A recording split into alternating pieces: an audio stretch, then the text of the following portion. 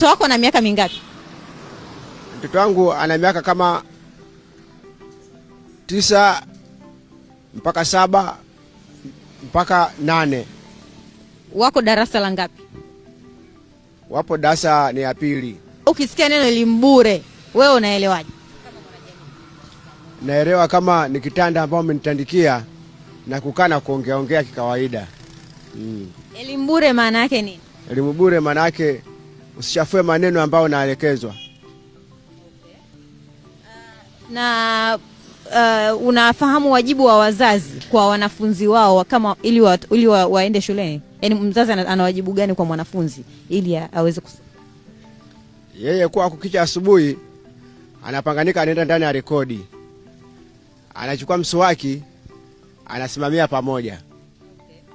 Wenzake wanapokuja asubuhi anawasalimia na kupeana habari kwa kila kazo. Akitoka hapo ndo safari zake kwenda mahakamani. Una mtoto yuko shuleni? Wewe una mtoto? Mwenyewe sikumpeleka, labda wampeleke watu wengineo.